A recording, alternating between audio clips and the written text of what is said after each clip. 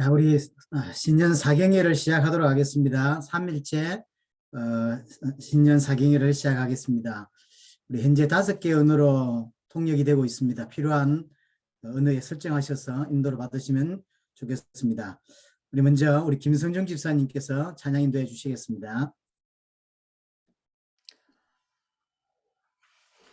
찬양 드리겠습니다. 우리 주 하나님 지으신 모든 세계, 우리 하나님 앞에 찬양 드리도록 하겠습니다.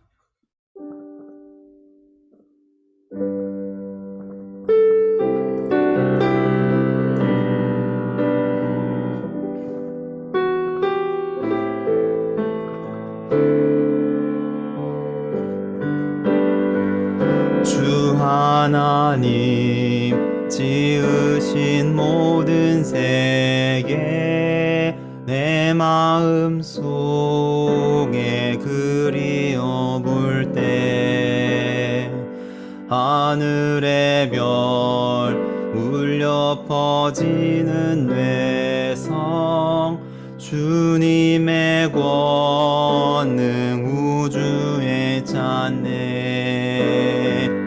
주님의 높고 위대하심을 내 영혼이 찬양하네 주님의 높고 위대하심을 내 영혼이 찬양하네 숲속이나 험한 산 골짜기에서 지저귀는 저 새소리들과 고요하게 흐르는 시냇물은 주님의 솜씨 노래하도다 주님의 높고 위대하심을 내 영혼이 찬양하네 주님의 높고 위대하심을 내 영혼이 찬양하네 주 하나님 독생자 아낌없이 우리를 위해 보내주셨네 십자가에 피 흘려 죽으신 주 내 모든 죄를 대속하셨네 주님의 높고 위대하심을 내 영혼이 찬양하네 주님의 높고 위대하심을 내 영혼이 찬양하네 내 주 예수 세상에 다시 올 때 저 천국으로 날 인도하리 나 겸손히 엎드려 경배하며 영원히 주를 찬양하리라 주님의 높고 위대하심을 내 영혼이 찬양하네 주님의 높고 위대하심을 내 영혼이 찬양하네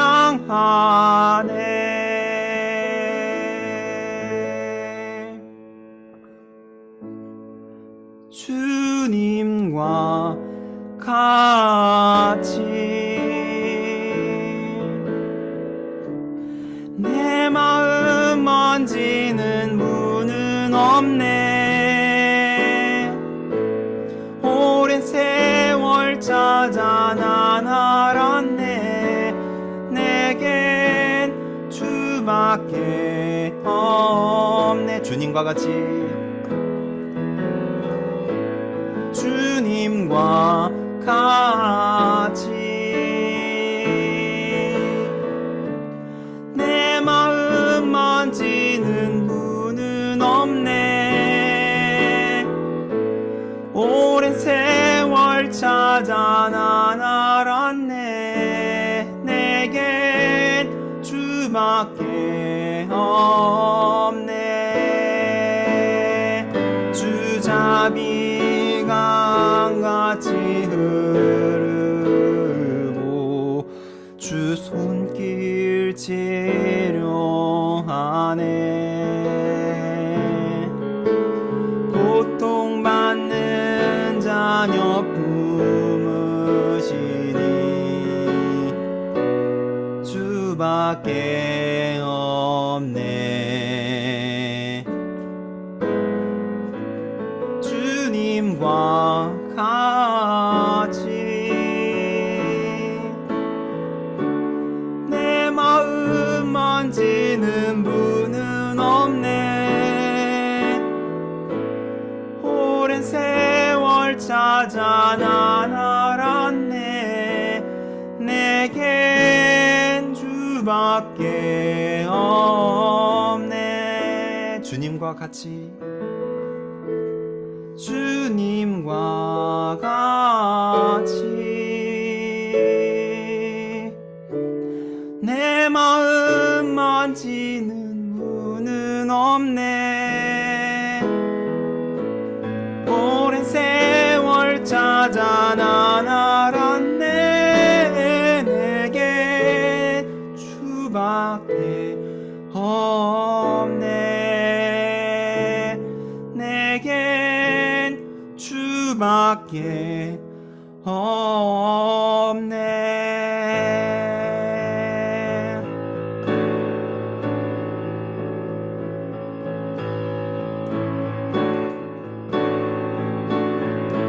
예수 열방의 소망, 예수 우리의 위로자, 주는 온 땅의 영원한 소망. 예수 어둠 속의 빛, 예수 변함없는 진리, 주는 온 땅의 빛이 되시네. 우리를 위해 죽으시고 다시 사신 생명의 주, 주님만이 소망이요 변함없는 반석이라. 주님만이 온 세상을 비추시네. 죽음에서 부활하신 우리 구주, 평강의 왕, 주를 믿는 모든 자의 소망 되신 주를 믿네. 예수 열방의 소망.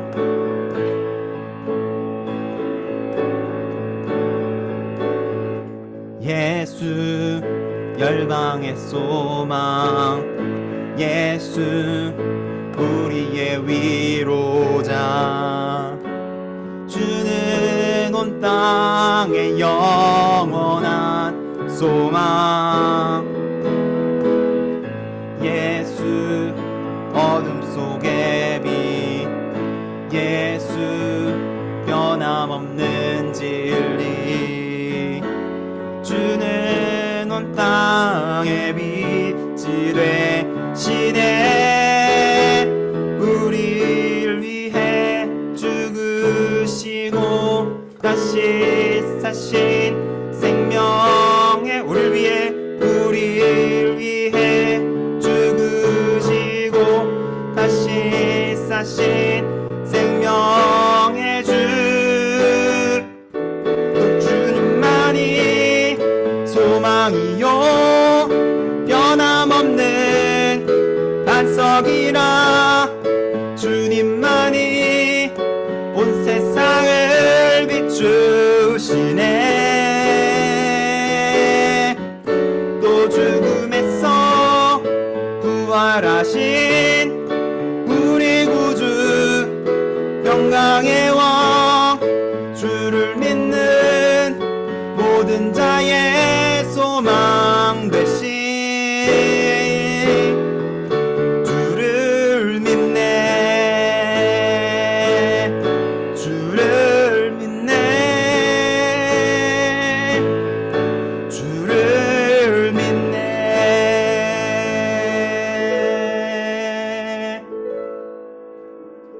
아멘. 하나님께 영광 돌립니다. 네, 김성진 집사님 감사를 드립니다. 우리 이 시간에는 우리 사경회를 위해서 복음 가득한 교회 윤희분 전사님께서 기도해 주시겠습니다.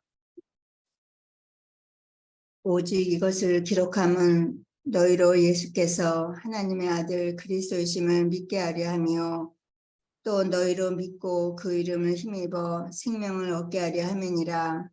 아버지 하나님 감사합니다. 2023년도 한 해를 시작하며 귀한 바이블 컨퍼런스를 통해 전 세계가 은혜의 자리에 모이게 하심을 감사드립니다. 전 세계를 하나의 교회로 세우시고 주께서 머리가 되셔서 인도해 주심을 감사드립니다.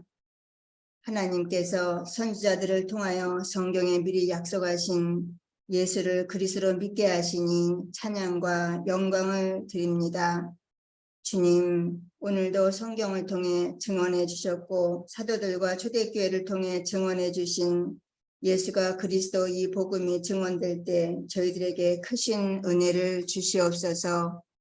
전 세계에서 오직 성경의 복음으로 하나가 되어 모인 저희들에게 성령의 조명하심이 있기를 간절히 기도드립니다. 예수를 그리스도로 믿는 믿음 위에 내가 내 교회를 세우리라 하신 주님, 모인 제자 한 사람 한 사람이 든든한 교회가 되게 하여 주시옵소서. 제자들의 가정과 집이 거룩한 주님 모신 교회가 되어 땅끝까지 모든 지역에 교회를 세우게 하여 주시옵소서. 주님 다시 오심을 사모하며 땅끝까지 복음을 증언하여 하나님의 나라를 세우는 의의 도구가 되게 하여 주시옵소서. 이 시간 말씀 전하실 조성욱 목사님 위에 기도드립니다. 목사님께 성령의 충만함을 허락하여 주시옵소서. 말씀에 붙잡혀 증언하시게 하여 주시옵소서. 듣는 저희에게는 빛으로 생명으로 역사하여 복음으로 든든히 세워지는 시간 되게 하여 주시옵소서. 예수 그리스도 이름으로 기도드리옵나이다. 아멘. 아멘. 감사합니다. 이제 말씀을 듣도록 하겠습니다. 우리 조승우 목사님을 모시겠습니다. 박수로 환영해 주세요. 이 셋째 날입니다. 또 여러분들과 함께 말씀을 나누게 되어서 감사합니다. 우리는 함께 전 세계를 살려야 되는데요. 무엇으로 살려야 될 거냐? 그게 가장 중요합니다. 우리의 행위도 중요하고 헌신도 중요하고 열심도 중요하지만 실제로 살리는 것은 복음이어야 합니다. 전 세계를 살리기 위해서 누구보다 무엇보다 우리는 복음을 귀하게 여길 줄 알아야 되고 복음으로 무장해야 되리라 이렇게 생각을 합니다. 자, 8강부터 오늘 강의를 연이어하겠습니다. 8강은 예수를 그리스도로 믿는 믿음이라고 하는 제목입니다. 사실 이 제목이 8강 전체를 설명을 하거든요. 요한복음 20장 31절에 성경에 기록된 목적을 이렇게 얘기합니다. 오직 이것을 기록함은 너희로 예수께서 하나님의 아들 그리스도이심을 믿게 하려 하며 또 너희로 믿고 그 이름을 힘입어 생명을 얻게 하려 함이니라. 생명을 얻게 하려 함입니다. 하지만 중요한 것은 이것은 오직 믿음으로 가능합니다. 그래서 성경은 우리로 하여금 예수님이 하나님의 아들 그리스도이심을 믿게 하기 위해서 기록되었다고 볼 수가 있습니다. 그렇다고 하면 여러분 왜 이렇게 성경에 기록되었을까요? 우리가 지난 시간 계속 봐왔지만 모든 인류가 예외 없이 죄인입니다. 영원한 하나님의 그 거룩한 그 하나님의 분노와 진노를 받을 수밖에 없는 그 죄인입니다. 그리고 하나님을 떠나서 지금 죽어 있습니다. 하나님과 원수 상태입니다. 그리고 지금 사단의 자녀이며 종노릇을 하고 있습니다. 지금 지옥을 향해서 맹렬히 달려가고 있습니다. 이게 모든 사람들의 실상입니다. 장래 망할 도성, 장망성에 우리가 머물고 있다는 거죠. 그리고 그들의 미래는 영원한 지옥 불구덩입니다. 그게 인류입니다. 그 인류를 건져낼 수 있는 유일한 길이 복음밖에 없습니다. 그래서 어떻든지 이 복음이 우리에게 믿어지고 또 우리를 통해서 전 열방에 전달되기를 원합니다. 그래서 성경이 철저하게 바로 이 예수님을 하나님의 아들 그리스도로 믿게 하기 위해서 성경이 기록되어 있습니다. 성경이 애타게 이 하나를 얘기하고 있다고 하면 우리가 설교가 이 성경의 기록 목적과 벗어난다. 올바르지 않습니다. 우리가 많은 양육을 하고 제자 교육을 하지만 이 성경의 기록과 어긋난다. 예, 올바르지 않습니다.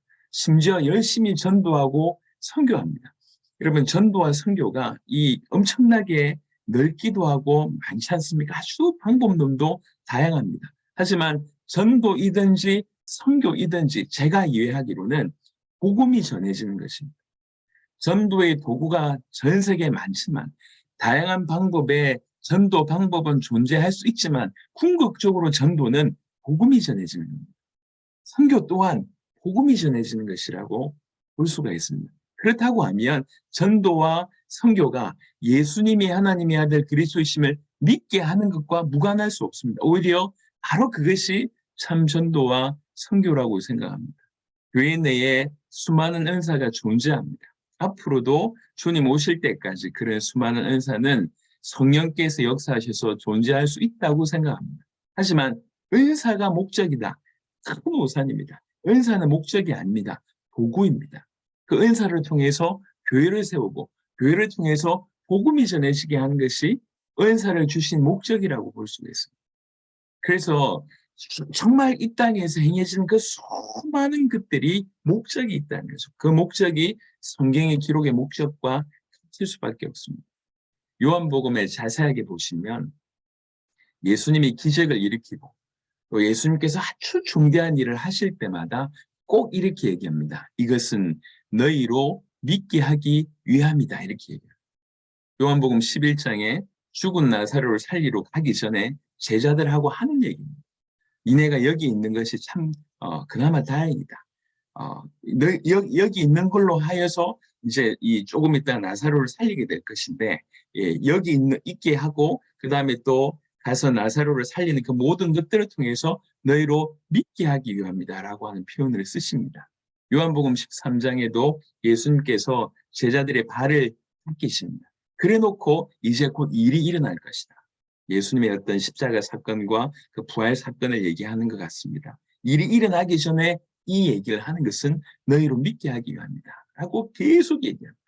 말씀을 전하시기 전에 말씀을 전하시면서 기적을 일으키시면서 중요한 행사를 하면서 계속 주 포커스가 뭐냐면 제자들로 하여금 믿게 하기 위함이었습니다. 그게 예수님의 사역이었습니다. 성경도 마찬가지입니다. 성경을 통해서 계속 우리에게 말씀하시는 것은 우리가 올바른 믿음을 갖게 하기 위함입니다. 왜 그러냐? 모든 인류가 죄 가운데 있기 때문에. 이건 너무나 심각합니다. 사단에게 잡혀있기 때문에 하나님을 떠나 있기 때문에 그렇습니다. 그들을 건질 길이 다른 방도가 있다면 딴 거 해도 되는데 그들을 건질 길이 복음밖에 없으니까 오직 예수님을 믿는 방법밖에 없으니까 그래서 계속 시종일관 성경을 통해서 예수님이 하나님의 아들 그리스도이심을 믿게 하기 위함이라고 얘기하고 있습니다. 그러면 우리 모든 신앙생활이 이 성경의 기록의 목적과 같아야 됩니다. 결이 같아야 됩니다. 이것이 이제 1번이고요. 또 두 번째로 그럼 예수를 그리스도로 믿는다라고 하는 이 믿음은 뭐라고 설명할 수가 있겠냐? 예수님을 그리스도로 믿는다는 얘기는 예수님을 메시아로 믿는다는 얘기지 않습니까? 다른 말로 그 새 직분을 행한 자로 믿는다는 얘기입니다. 왕으로, 선지자로, 제사장으로 믿는다는 얘기입니다. 그 말은 왕이신 그분이 나를 사단의 손아귀에서 건져내셨다라고 믿는다는 것이며, 제사장이신 그분이 나의 모든 죄를 해결하셨다라고 믿는다는 것이며, 선지자이신 그분이 나로 하여금 하나님 만나게 하셨다고 하는 것을 진실로 믿는다는 것입니다. 예수님을 그리스도로 믿는다고 하는 것 자체가 이런 의미입니다. 그렇다고 하면 내가 진실로 예수님을 그리스도로 믿으면 나는 어떻게 되냐면 존재론적으로 우리는 사단의 손아귀에서 해방받은 자가 되고 모든 죄가 더 이상 정죄받지 않는 자가 되는 것이고, 그리고 하나님을 만나 참 생명을 얻은 자가 되는 것이고, 그 주님은 우리와 영원토록 동행하게 되는 그런 일이 벌어진다는 것입니다. 이런 일이 일어나고 이런 일이 일어났다고 내가 믿는 것입니다. 요 설명을 또 한편으로는 아주 잘한 구절이 갈라디아 2장 20절인데요. 갈라디아 2장 20절은 이렇게 설명합니다. 내가 그리스도와 함께 십자가에 못 박혔나니 그런즉 이제는 내가 사는 것이 아니요 오직 내 안에 그리스도께서 사시는 것이라. 이제 내가 육체 가운데 사는 것은 나를 사랑하사 나를 위하여 자기 자신을 버리신 하나님의 아들을 믿는 믿음 안에서 사는 것이라. 하나님의 아들을 믿는 믿음 안에서 산다라고 표현했습니다. 하나님의 아들을 믿는 믿음 안에서 산다라고 한 표현을 앞에서는 뭐라고 얘기했냐면 내가 그리스도와 십자가 함께 못 박혔다. 그리고 지금 내가 사는 것이 아니라 그리스도께서 내 안에 사신다라고 오히려 이 믿음이 뭔지를 갈라디아 2장 20절을 통해서 그대로 설명합니다. 그래서 믿는다는 것은 그리스도와 함께 죽었고 그와 함께 일으키심을 받았으며 그가 내 안에 사신다고 믿는 것입니다. 그래서 믿음이라고 하는 것이 지식이 있고 감정이 있고 의지가 있습니다. 인격적으로 믿는 거 아닙니다. 예. 그래서 이 예수가 그리스도라고 하는 충분한 지식을 가지고 있고 그것에 대해서 100% 동의하고 동의했다는 증거로 내 삶을 의지를 가지고 그분에게 드리는 것, 이것이 믿음이라고 설명할 수가 있겠습니다. 그리고 그렇게 진실로 믿는다고 하면, 정말 예수님을 그리스도로 믿는다고 하면 그가 나의 모든 죄를 해결하셨고 사단의 손아귀에서 나를 건져내셨고 내가 다시 하나님을 만나 영원토록 하나님이 나와 동행하시고 내 미래가 영원한 하나님의 보좌라고 하면, 하늘나라라고 얘기한다면 우리는 아무것도 문제가 될 수가 없습니다. 그 사실을 깨달았던 사도 바울은 빌립보 4장 11절부터 13절에 이렇게 얘기합니다. 내가 궁핍함으로 말하는 것이 아니니라. 어떠한 형편이든지 나는 자족하기를 배웠노니 나는 비천에 처할 줄도 알고 풍부에 처할 줄도 알아. 모든 일 곧 배부름과 배고픔과 풍부와 궁핍에도 처할 줄 아는 일체의 비결을 배웠노라. 내게 능력 주신 자 안에서 내가 모든 것을 할 수 있느니라. 지금 감옥에 앉아서 이 쓰는 편지 아닙니까? 감옥에서 뭐라고 얘기하냐? 내가 모든 것을 할 수 있다. 그리스도 예수 안에서 이렇게 얘기합니다. 그 말이 도대체 무슨 말입니까? 내가 마음만 먹으면 감옥에서 빠져나갈 수 있다. 라는 얘기입니까? 한때 전 세계에서 강타한 대로 내가 마음먹은 대로 내가 생각하는 대로 내가 말하는 대로 뭔가 된다. 그런 얘기입니까? 아닙니다. 그건 복음사상 아닙니다. 성경에서 하는 얘기가 아니에요. 지금 이 말을 전후를 자세하게 보면 어떤 형편에든지 내가 자족하기를 배웠다는 거예요. 내가 이래도 괜찮고 저래도 괜찮다는 거예요. 내가 배불러도 괜찮고 배가 고파도 괜찮다. 내가 풍부해서도 괜찮고 비천에 처해도 상관없다. 그리스도 예수 안에서라고 하는 어떤 것도 문제가 되지 않는다라고 하는 기가 막힌 표현입니다. 여러분, 제가 자주 얘기하지만 우리는 지금 예수 믿고 뭔가 육신적인 많은 축복을 받으려고 하는 세대에 살고 있습니다. 하지만 자세하게 돌이켜보면 초대교회는 예수님 믿고 다 부자 되지 않았습니다. 만사형통되지 않았습니다. 예수님 믿고 모든 사람이 예수 믿은 사람이 다 질병이 나았습니까? 그렇지 않습니다. 오히려 초대교회를 보면 예수님을 믿었기 때문에 감옥에 갔고 예수님을 믿었기 때문에 순교를 당하고 예수님을 믿었기 때문에 그들이 유대라고 하는 유대 사회라고 하는 공동체에서 쫓겨나고 예수님을 믿었기 때문에 본인이 가지고 있는 모든 물질을 내놓는 일이 벌어졌어요. 오히려 예수님을 하나님의 아들 그리스도라고 믿었기 때문에, 그가 내 모든 것을 끝내셨고 나와 함께 계시다고 믿었기 때문에 오히려 이런 모든 어려운 상황 속에서도 기꺼이 자기 자신을 내어드렸습니다. 이게 초대교회의 모습입니다. 그들은 예수님을 진실로 그리스도라고 믿었기 때문에 그렇게 살아갈 수가 있었던 것입니다. 지금 전 세계에 사실 이 믿음이 필요합니다. 어떤 신학자들, 어떤 목회자들이 하는 얘기가 지금 굉장히 사실은 공감이 되는 얘기인데요. 전 세계, 한국을 비롯해서 전 세계에 이제 이렇게 교회가 많이 들어선 곳에는 교회로 끌어들이는 전도는 성공했을지 모르겠지만 교회에 들어와 있는 사람들의 믿음을 주는 그런 의미로서의 전도는 실패했다라고 얘기를 합니다. 교회는 들어왔는데 성경이 말하는 믿음은 없는 거예요. 이게 지금 전 세계의 수많은 교회의 모습입니다. 하나님의 사람이 모였다고 하는 교회에 오히려 저 교회 밖에보다 더 문제가 많아요.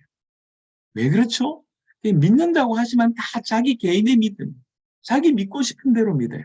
성경적인 믿음이 아니에요. 초대교회가 보여주는 그런 믿음의 모습이 없습니다. 여러분, 믿음은 예수님을 그리스도로 믿게 하는 것이 성경의 기록의 목적입니다. 진실로 예수님을 그리스도로 믿게 된다고 하면 초대교회처럼 살 수밖에 없을 것입니다. 그가 나의 모든 것을 끝내셨구나. 그리고 그가 나와 함께 죽었고 나와 함께 나를 일으키셨구나. 그가 나와 함께 계시구나. 영원토록 나와 동행하시는 거구나. 그렇다고 하면 나는 어떤 것도 문제될 것이 없구나라고 믿어졌어. 그가 내 인생의 모든 것을 끝내셨기 때문에 더 이상 내가 나를 위해서 살 필요 없고 주와 복음을 위해서 살 수밖에 없구나. 이렇게 결론 내렸습니다. 그 유명한 고린도후서 5장 15절에 그렇게 언급되어 있습니다. 예수님께서 왜 육신의 몸을 입으셨다가 죽으셨냐? 살아있는 자들이 다시는 자기 자신을 위해서 살지 않고 자기를 위해서 죽으신 바로 그 주님을 위해서 살게 하시려고 우리 주님이 우리를 대신해서 죽으셨다. 이렇게 얘기하고 있습니다. 그게 신앙생활입니다. 신앙생활. 그래서 진실로 믿으면 이렇게 살 수밖에 없다라고 성경은 얘기하고 있습니다. 그래서 예수님을 요한 1서 5장 1절에는 예수님이 그리스도라고 이렇게 믿는 자가 하나님께로부터 난 자라고 얘기를 하고 있습니다. 우리는 하나님의 자녀 되는 방법을 요한복음 1장 12절의 한 구절을 통해서 많이 이해하고 있었습니다.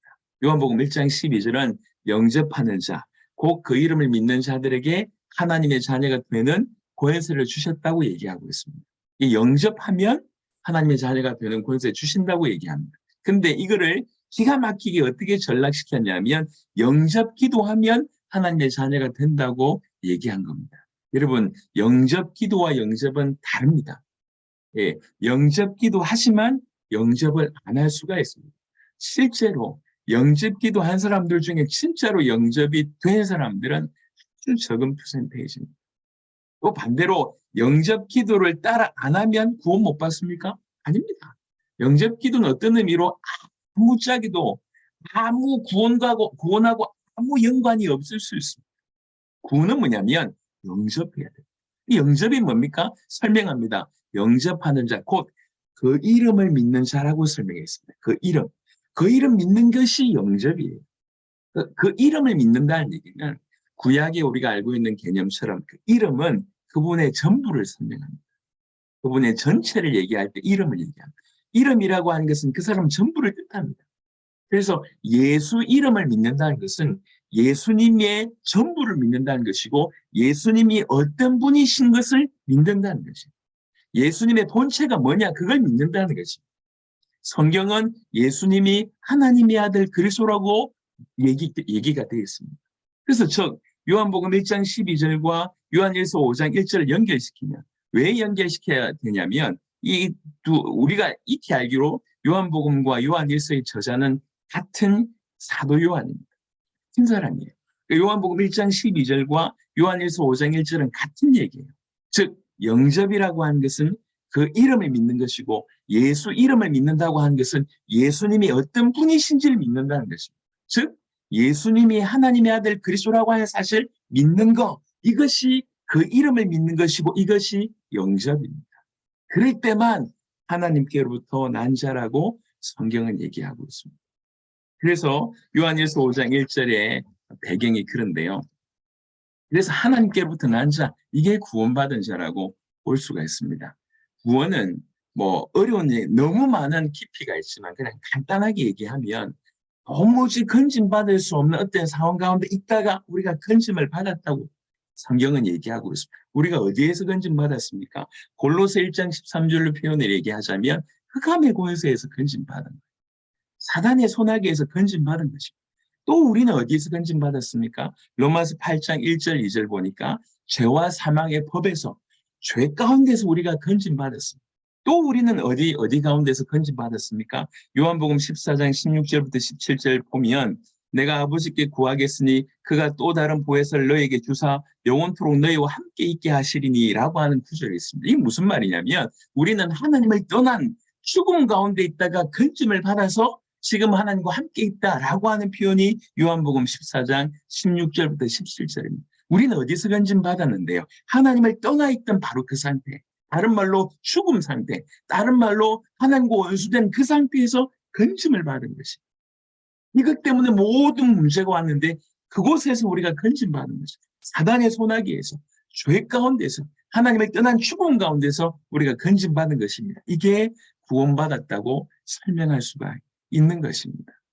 자, 그래서 하나님께로부터 난 자의 유일한 기준은 예수님을 그리스도라고 믿는 것입니다.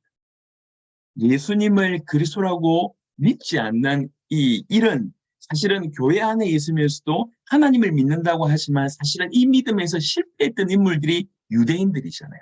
성경을 들고 있고 율법을 잘 지키고 있으면서도 이 믿음에는 실패했어요. 예수님이 오셨는데 그 예수님을 믿지 못한 그들의 모습을 보게 됩니다. 그래서 마태복음 7장 21절부터 23절에는 예수님을 그리스도라고 믿는 것이 하나님께로부터 난 자라고 얘기했는데 이것과 별개의 모습을 보여줍니다. 예수님을 그리스도로 믿지 않으면서도 선지자 노릇할 수 있고 귀신 쫓아낼 수 있고 권능 행할 수 있는 그분들에 대한 얘기를 하고 있습니다. 마태복음 7장 21절부터 23절에 나더러 주여 주여 하는 자마다 다 천국에 들어갈 것이 아니요 다만 하늘에 계신 내 아버지 뜻대로 행하는 자라에 들어가리라. 그날에 많은 사람이 나더러 이르되 주여 주여 우리가 주의 이름으로 선지자 노릇하며 주의 이름으로 귀신을 쫓아내며 주의 이름으로 많은 권능을 행하지 아니하였나이까. 선지자 노릇, 귀신을 쫓아내고 많은 권능을 행한다는 얘기는 지금도 교회 안에서 그나마 믿음의 레벨이라고 하는 레벨이 존재한다면 굉장히 높은 최상위의 믿음을 가진 자들 통해서 이루어지는 것입니다. 게다가 주의 이름으로 그 일을 했대요. 예수 이름으로 그 일을 했다는 거예요. 그런데 예수님은 뭐라고 얘기하고 있냐면 내가 너희를 도무지 알지 못한다. 그러면서 불법을 행한 자들아 내게서 떠나가라고 얘기를 합니다. 이 대목이 굉장히 중요합니다. 불법을 행한 자들이라고 얘기합니다. 주의 이름으로 선지자 노릇하고 주의 이름으로 귀신 쫓아내고 주의 이름으로 권능을 행한 거 어떻게 보면 교회 안에서 너무 환영받는 일이고 너무 귀한 일들이잖아요. 근데 불법을 행했다고 얘기합니다. 왜 불법을 행했습니까? 그것이 21절에 답이 있는 것입니다. 21절에 주여 주여 한다고 다 천국에 들어가는 것이 아니다. 다만 하늘에 계신 내 아버지 뜻대로 행하는 자라야 들어가리라. 아버지 뜻대로 행해야지 들어갑니다. 그 아버지 뜻하고 무관하게 선지자 노릇하고 귀신을 쫓아내고 권능을 행하는 그들 구원하고는 상관이 없다고 명확하게 밝히고 있는 것입니다. 오늘 그러면 아버지 뜻이 뭡니까? 굉장히 중요하지 않습니까? 성경 전체에 아버지 뜻이 언급되어 있지만 노골적으로 되어 있는 것이 요한복음 6장 39절 40절입니다. 특별히 40절에 내 아버지의 뜻은 아들을 보고 믿는 자마다 영생을 얻는 이것이니 이것이 아버지의 뜻입니다. 아버지의 뜻의 가장 핵심은 뭐냐면 아들을 보고 믿는 것입니다. 아들, 그 예수님을 보고 예수님이 하나님의 아들이시구나, 그리스도구나라고 믿는 것, 이것이 하나님의 뜻입니다. 그렇게 믿는 자에게 영생을 허락하는 것, 이것이 하나님의 뜻이라고, 아버지 뜻이라고 얘기합니다. 이것하고 무관하게 선지자 노릇 할 수 있습니까? 여러분, 이것은 너무 지금 명확하게 드러났습니다. 오늘날 정말 우리 한국 땅에도 수많은 목회자들, 선교사들 존재합니다. 전 세계도 많이 있습니다. 모든 목회자가 구원받았습니까? 모든 신학자가 구원받았습니다.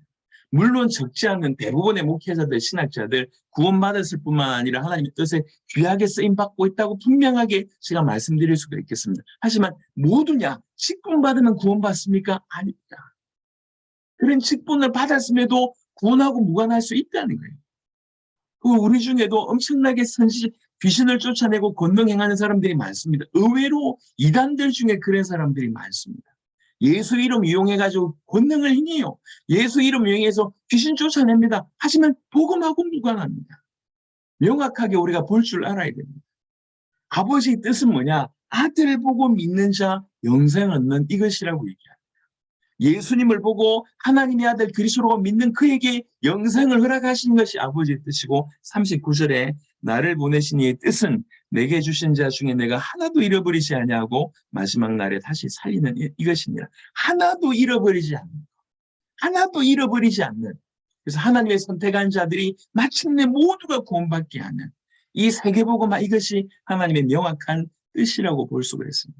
오늘 지금 8강의 주제는 뭐냐면 예수를 그리스도로 믿는 믿음이라고 하는 주제입니다. 이 믿음에 관해서 얘기하고 있습니다.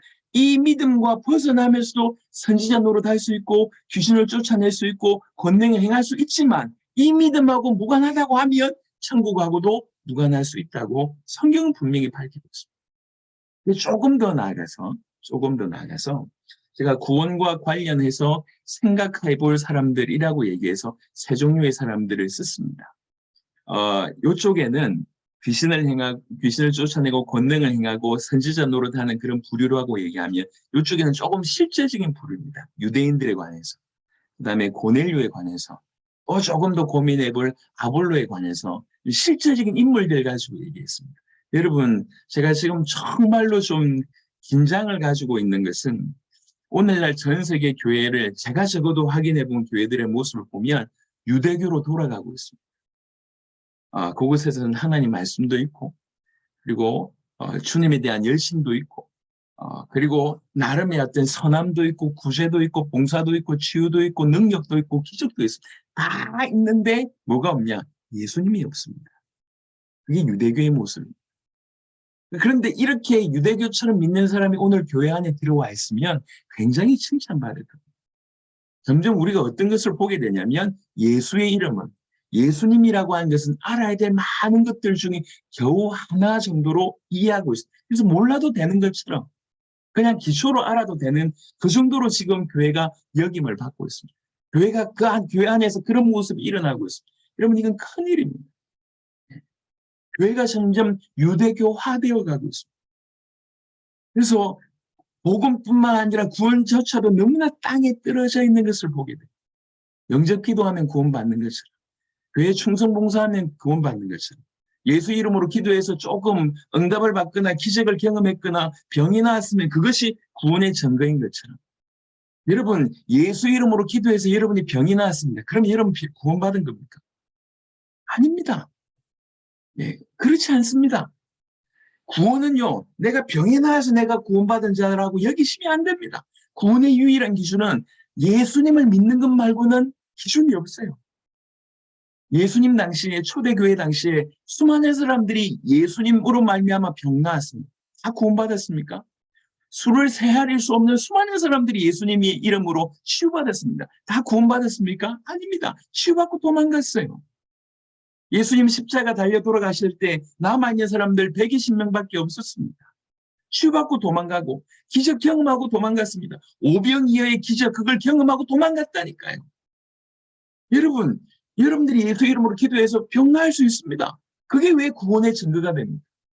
구원은 오직 믿는 것 말고는 믿음 아니면 구원의 증거일 수 없습니다. 예수님을 어떻게 믿느냐 이게 유일한 구원의 기준. 여러분 착각하지 마십시오. 구원을 너무 땅바닥에 지금 떨어뜨려 생각하고 있습니다. 바리새인들이 다 가지고 있습니다. 유대인들이 다 잘합니다. 하나만 몰라요. 하나만 안 믿습니다. 예수님을 그리스도라고 믿지 않습니다. 그게 바리새인이고 유대인입니다. 여러분 고넬료 같은 사람은 사도행전 10장 1절 2절에 보니까 가이사랴에 고넬료라 하는 사람이 있으니 이달리아 부대로 하는 군대의 백부장이라. 그가 경건하여 온 집안과 더불어 하나님을 경외하고 백성을 많이 구제하고 하나님께 항상 기도하더니. 자, 저는 묻습니다. 이 상태에 구원받았을까를 질문합니다. 고넬료의 이 상태, 경건하대요. 하나님을 경외한대요. 백성을 많이 구제한대요. 하나님께 항상 기도한대요. 이 상태에 구원받은 상태일까요? 생각해 보세요. 이 상태에 있을 때 하나님께서 은혜로 베드로를 보내지 않습니까? 그리고 베드로의 입술을 통해서 예수님의 복음이 전해지잖아요. 온 가족이 그 예수의 복음을 듣게 됩니다. 또 받게 됩니다. 그때 성령이 임하는 것을 보게 되지 않습니까? 우리가 알기로는 참된 구원은 그때라고 이해할 수 있습니다. 여러분, 사도행전 10장 2절의 이 상태, 유대교와 뭐가 다릅니까? 신실한 유대인과 다를 바가 있습니까? 신실한 유대인도 이런 사람들 많아요. 경건한 사람 많고요. 하나님을 경외하는 사람 많고요. 백성 많이 구제하는 사람 많고요. 하나님께 기도하는 유대인들 많습니다. 하지만 구원하고는 상관이 없어요. 이해하시겠습니까? 무슨 말씀인지? 오늘날 이 상태의 고넬료 같은 사람이 교회 안에 들어오면 굉장히 칭찬받을 겁니다. 하지만 구원하고는 상관없어요. 이거는 조금 깊이 보셔야 됩니다. 이 신학적인 얘기가 아니에요. 사실인 얘기입니다. 조금 위험한 발언이지만 사도행전 18장 24절부터 25절에 아볼로도 좀 생각해 볼 필요가 있어요. 아볼로 보시면 뭐라고 얘기하냐면 언변이 좋고 성경이 능통한 사람. 성경에 대한 굉장히 해박한 지식을 가지고 있고요. 말 또한 잘합니다. 그리고 그가 일찍이 주의 도를 배웠다. 예수님에 관해서 알아요. 예수님에 관해서 전합니다. 열심히 예수에 관한 것을 전하는데 열심히 전합니다. 무슨 말이냐? 예수님이 이런 기적 행하셨다. 이런 말씀하셨다. 그때 당시는 이미 너무 많이 소문나 있기 때문에 열심히 전하는데 보세요. 요한의 세례만 나의 따름이라 이렇게 되어 있습니다. 요한의 세례는 회개의 세례를 얘기합니다. 요한의 세례만 나의 따름이라는 말은 무슨 말입니까? 성령 세례를 모른다는 얘기예요. 성령의 세례를 베푸실 분으로서의 예수님을 모른다는 얘기입니다. 예수님이 하나님의 아들 그리스도라고 하는 것을 정확하게 모른다고 볼 수가 있습니다. 여러분, 예수님이 그리스도인지 모르면서도 예수님 얘기할 수 있습니까? 그렇고 말고요. 오늘날 죄송합니다. 교회 안에 있는 대부분의 사람들이 그렇지 않습니다. 예수 믿는다고 하지만 심지어 예수 그리스도 믿는다고 얘기하지만 그리스도가 누군지도 몰라요. 어떤 존재인지 어떤 직분인지 어떤 일을 하셨는지 몰라요. 그냥 예수 그리스도 믿는데요. 이런 일들이 교회 안에도 존재하고 있지 않습니까? 그런데 브리스가 부부가 불러서 조금 더 정확한 도를 이루게 됩니다. 깨시게 되죠. 그래서 그 다음 메시지가 완전히 바뀝니다. 예수님을 그리스도라고 얘기하면서 아가야에 있는 사람들을 돕는 일이 벌어져요. 여러분, 오직 구원은 예수님을 그리스도라고 믿어야지 구원받을 수가 있습니다. 제 아무리 선지자 노릇하고 귀신을 쫓아내고 권능을 행하고 이렇게 경건하고 하나님을 경외하고 백성을 많이 구제하고 많은 기도를 항상 드린다 할지라도 열심히 있어서 예수에 관한 것을 말을 한다 할지라도 예수님이 하나님의 아들 그리스도라고 하는 사실을 정확하게 알고 믿을 때만 구원받습니다. 그가 아니고는 절대로 불가능합니다. 여러분들이 이런 능력, 이런 기적, 이런 치유를 다 경험해도 예수님을 하나님의 아들 그리스도로 모르면, 믿지 않으면 구원받을 수가 없다고 볼 수가 있는 것입니다. 물론 제대로 깊이 디테일하게 정의를 잘 못한다 하더라도 보통 우리 교회 안에서도 예수 그리스도 믿는다고 하면서도 사실 이렇게 자연스럽게 이런 믿음에 커에 있는 경우들이 저는 많다고 생각합니다. 우리가 조금 더 선명하게 정리를 했을 뿐이지만 실상은 진실로 참된 구원받았으면 예수 그리스도 믿는 사람들은 다 이런 믿음을 가지고 있다고 저는 개인적으로 생각합니다. 여튼 우리의 취지는 뭐냐면 너무 복음이 땅바닥에 떨어져 있고 예수 이름이 땅바닥에 떨어져 있고 구원을 너무 우습게 여기는 진짜 슬픈 일이 뭡니까? 자기 구원받은 줄 알고 있다가 막상 죽었는데 천국에 못 가요. 이게 가장 슬픈 일 아니냔 말이에요. 아니 영접 기도했으니까 구원받았다 생각하거나 내가 좀 응답받았으니까 내가 구원받았구나 생각하거나 아니면 기도했는데 내가 뭐 병이 치유받았으니까 내가 구원받았다고 막 생각하고 있다가 막상 죽었는데 천국 못 가. 이토록 억울한 일이 어디 있냔 말이에요. 우리는 정확하게 구원의 유일한 기준이 예수밖에 없음을 정확하게 알고 정리해야 됩니다. 요한일서 5장 1절은 그래서 중요합니다. 예수께서 하나님의 아들 그리스도이심을 믿는 자가 구원받은 자다. 하나님께로부터 난 자다. 그래서 예수를 그리스도라고 진실로 믿을 때 마태복음 16장 18절 19절에 예수님께서 너무 좋으셔서 복을 내리잖아요. 너 반석이다. 너 반석이다. 이 반석 위에 내가 내 교회를 세우리니 절대로 음부의 권세가 이기지 못하고 또 내가 천국 열쇠를 준다고 얘기해요. 베드로가 잘한 게 아무것도 없어요. 근데 베드로가 잘한 게 예수님 보고 당신이 그리스도입니다. 당신이 하나님의 아들입니다라고 하는 최고의 신앙 고백을 합니다. 이거 듣자마자 이 복을 허락하십니다. 그래서 여러분, 저와 여러분들이 예수님을 그리스도로 진실로 믿는다고 하는 것은 우리가 이 땅에서 받을 수 있는 최고의 축복입니다. 우리가 예수님이 그렇게 믿어진다고 하는 하나님의 아들 그리스도라고 하는 이 의미를 알고 그대로 그것이 믿어진다고 하면 이것이 최고의 축복입니다. 하나님께서 이 터 위에 당신의 교회를 세우실 것이고 그 교회는 음부의 권세가 이기지 못할 것이고 천국 열쇠를 우리에게 주실 것입니다. 이렇게 진실로 예수를 그리스도를 믿는 그 자가 비로소 이제 붙여서 나는 예수 그리스도 믿습니다 라고 얘기합니다. 예수가 그리스도라고 하는 진실한 의미를 아는 자가 나는 예수 그리스도를 믿습니다라고 얘기하는 겁니다. 그래서 우리가 이 8강은 성경의 기록의 목적대로 예수님을 그리스도로 믿어야 된다라고 얘기합니다. 이렇게 믿는 자가 예수 그리스도를 믿습니다라고 얘기합니다. 연이어서 9강을 보시면 우리가 믿는 예수님이 누군지를 잘 설명합니다. 우리가 믿는 예수님은 하나님의 아들 그리스도이신 예수님이십니다. 사복음서에서 제일 먼저 쓰여진 복음서가 마가복음이라고 얘기하고 있는데 마가복음 1장 1절은 그래서 이렇게 시작합니다. 하나님의 아들 예수 그리스도의 복음. 하나님의 아들 예수 그리스도의 복음의 시작이라 이렇게 되어 있습니다. 여러분, 우리가 알고 있는 예수님, 성경 전체에서 이 예수님에 관한 얘기를 하고 있는데 이 예수님에 관한 이 예수님이 어떤 분이신지를 아주 디테일하게 설명한 몇몇 구절들이 있습니다. 그 중에 몇 가지만 뽑았는데 한 가지가 요한복음 1장입니다. 어렵지만 예수님이 어떤 분인지를 잘 설명합니다. 1절을 보니까 그분은 말씀이랍니다. 하나님과 함께 계셨다고 합니다. 또 그분이 하나님이랍니다. 1장 1절을 통해서 삼위일체 하나님을 정확하게 설명하고 있습니다. 3절을 보니까 만물이 그로 말미암아 지음받았다고 합니다. 그가 창조주라고 얘기하고 있습니다. 그 4절에는 그가 생명이라고 얘기했고 또 빛이라고 얘기하고 있습니다. 9절에 산빛이라고 얘기하고 있습니다. 14절에 말씀이 육신이 되신 분이라고 얘기하고 있습니다. 아버지의 독생자의 영광을 가지고 있고 은혜와 진리가 충만하다고 얘기하고 있습니다.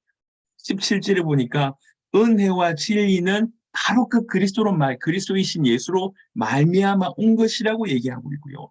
바로 그분이 그 독생하신 하나님이 아버지를 나타내셨다고 요한복음 1장 1절부터 18절을 통해서 우리가 믿고 있는 예수님이 누군지를 깊이 있게 풀어내십니다. 또 에베소 1장은 또 다르게 예수님이 얼마나 어마어마하신 분인지를 풀어내시기를 1장 3절에 아버지께서 그리스도 안에서 하늘에 속한 모든 신령한 복을 우리에게 주시되 에베소 1장을 보면 아버지 하나님께서 그리스도 안에서 그리스도를 통해서 그리스도 안에서 모든 것을 행하셨다고 얘기하고 있습니다. 창세전에 그리스도 안에서 우리를 택했다. 4절에 나와 있습니다. 그리고 7절에 그리스도 안에서 우리의 죄사함을 허락하셨다. 또 9절에 보니까 그리스도 안에서 우리를 예정하셨다. 10절에 그리스도 안에서 하늘에 있는 것이나 땅에 있는 것이 통일되게 하셨다. 아버지 하나님께서 역사하신 모든 방법이 그리스도 안에서 그리스도를 통해서 우리가 알고 있는 우리가 믿고 있는 그리스도이시면서 하나님의 아들이신 예수님이 이런 분입니다. 조금 더 다른 각도로 골로새 1장 13절부터 20절에 보면 그리스도를 설명하기를 14절에 하나님의 형상이라고 얘기합니다. 먼저 나신 분이라고 얘기합니다. 16절에 만물이 그에게 창조되었다고 얘기하고 있고요. 9반절에 보니까 만물이 다 그로 말미암고 그를 위하여 창조되었고 제가 참 좋아하는 구절입니다. 만물이 그로 말미암고 그를 위하여 창조되었다. 도대체 그가 누구십니까? 우리를 위해서 죽으신 그가 도대체 누굽니까? 누가 우리를 위해서 죽으셨습니까? 누가 우리를 건져내시기 위해서 죽으신 그분이 도대체 어떤 분이십니까? 너무 기가 막힌 말입니다. 17절에 보니까 만물이 그 안에 서 있다라고 얘기하고 있습니다. 마지막 20절에 보니까 그리스도로 말미암아 아버지 하나님께서 자기와 화목하게 되기를, 만물이 자기와 화목하게 되기를 기뻐하셨다고 얘기하고 있습니다.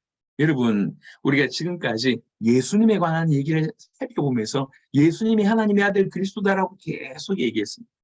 우리 입장에서 이 그리스도는 우리의 죄를 해결하고 또 우리를 사단의 소나기에서 건져내고 하나님을 만나게 하셔서 생명을 허락하신, 우리 입장에서 이런 분이지만 조금 더 객관적으로 예수님을 설명한다고 하면 이렇게 풍성하고 위대하시고 설명할 수 없을 정도로 대단하신 분이라고 이 그리스도의 이해의 폭을 조금 더 넓히고자 하는 의미로 구강을 좀 정리를 한 것입니다.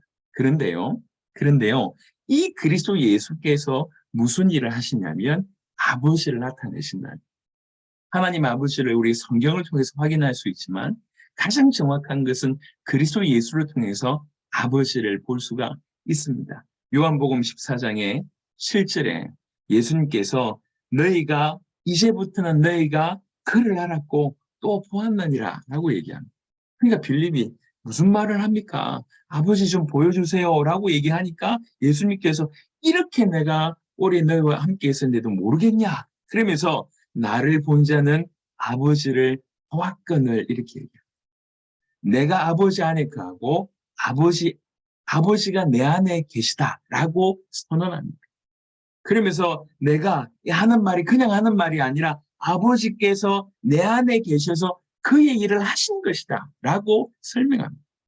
그래서 그냥 육신으로는 그냥 예수님만 보여지는데 실상 예수님께서 아버지께서 그 안에 계시는, 그래서 이 육신으로 나타나신 이 예수님을 통해서 가장 아버지 하나님을 알 수 있다라고 얘기하고 있습니다.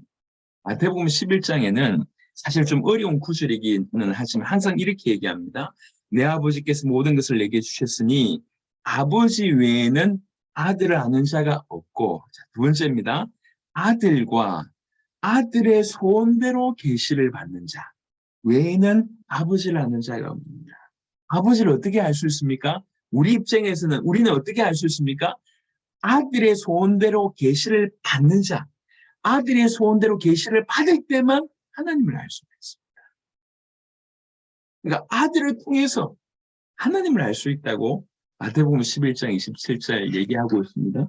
누가복음 10장 22절에도 동일하게 얘기합니다. 요한복음 1장 18절에 아까도 얘기했듯이 본래 하나님을 본 사람이 없으되 아버지 품속에 있는 독생하신 하나님이 분명하게 얘기합니다. 나타내셨느니라.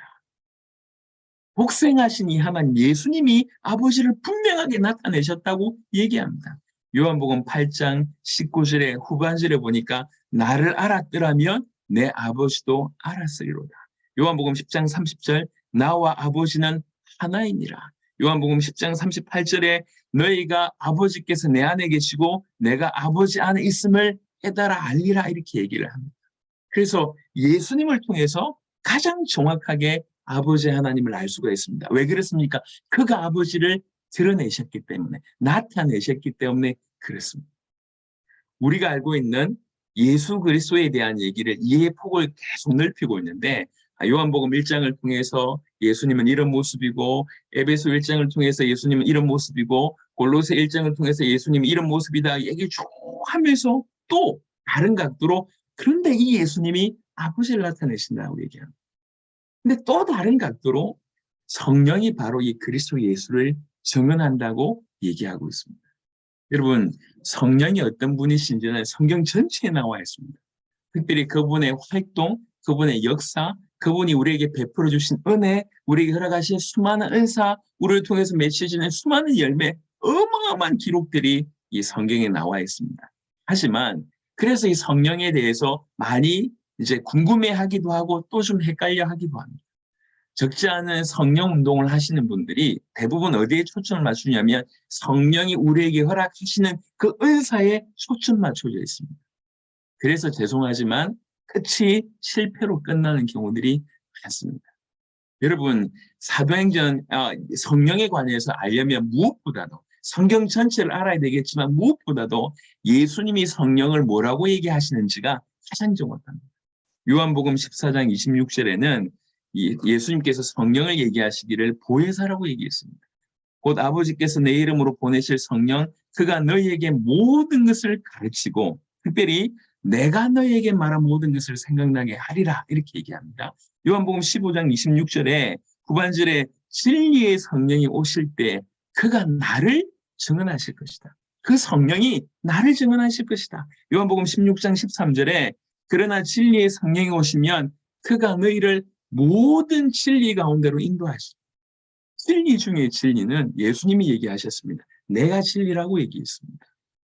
그래서 예수님께로 인도하는 역할을 성령이 하십니다. 무엇보다도 사도행전 1장 8절이 좀 결정적일 수가 있는데요. 성령이 마시면 권능을 받고 우리는 대부분 여기에 머물러 있습니다. 하지만 이것은 도구일 뿐입니다. 어떤 의미로서 성령이 마시면 너희가 권능을 받고 예루살렘과 온 유대와 사마리아와 땅끝까지 이르러 내 증인이 되리라 하시니라. 예수님의 증인이 되리라, 되어질 것이다. 그분께서 그렇게 되게 할 것이다 라고 얘기하고 있습니다. 의지를 가지고 하시는 얘기입니다. 성령이 마시면 땅끝까지 이르러 예수님의 증인이 되어집니다.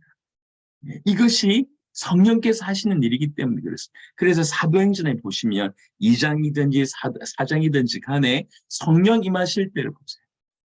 성령 임하셨는데 그 은사만 머물렀다 그런 적이 없습니다. 방언으로 끝났다 그런 적이 없습니다. 항상 예수님을 증언하는 쪽으로 결론납니다. 그게 성령의 목적이기 때문에 그렇습니다. 그래서 보세요. 요한일서 5장 6절을 보니까 이는 물과 피로 임한 이시니 곧 예수 그리스도시라. 물로만 아니요 물과 피로 임하셨고 증언하는 이는 성령이시니. 누구를 증언합니까? 예수님을 증언합니다. 성령은 진리입니다. 예수님은 하나님의 아들 그리스도이십니다. 창조주이십니다. 이렇게 위대하신 분이십니다. 그게 우리 일본을 통해서 설명을 했다고 하면 이 예수님이 하나님 아버지를 나타내신다고 얘기했고요. 또 이 그리스도 예수를 증언하신 분이 성령이라고 얘기합니다. 이것은 어떤 수준의 차이나 능력의 차이를 얘기하는 것이 아닙니다. 굉장히 중요한 역할이었던 차이죠. 여튼 중요한 것은 예수 그리스도만 얘기한 것 같은데 사실 그리스도 예수를 통해서 아버지가 드러나시고 누군가 지속적으로 예수 그리스도를 얘기할 수 있다는 것은 그 이면에 주의 성령의 역사라고 볼 수가 있습니다. 그래서 지속적으로 복음을 선포하는 것은 성삼위 하나님의 역사라고 볼 수가 있는 것입니다. 이것이 특별히 성령에 관해서 너무 오해되어 있기 때문에 이 부분은 정확하게 좀 다룰 필요가 있겠다 생각합니다. 수많은 은사가 나타나지만 그 입을 통해서 예수가 누군지를 정확하게 증언되지 않는다고 합니다. 오늘날 은사 있는 사람들이 많습니다. 달란트 있는 사람들 많습니다. 예언을 해주는 사람들, 이렇게 신비한 뭔가를 하는 사람들이 대부분 본인이 높아져 있어요. 큰일 납니다. 굉장히 위험한 일이에요. 성령을 통해서 진실로 성령이 임했다고 하면 그 성령은 우리를 통해서 예수의 복음, 예수님이 누군지를 정확하게 증언하게 하십니다. 정확하게 알 필요가 있습니다. 예수 그리스도라고 하니 강의를 통해서 예수님이 누군지 조금 더 깊이 받고 특별히 예수님이 아버지를 나타내신다고 하는 점, 또 특별히 성령이 그리스도 예수를 증언하신다고 하는 점. 자, 그리고 마지막에 그러면서 이 그리스도 예수님은 우리의 주가 되십니다.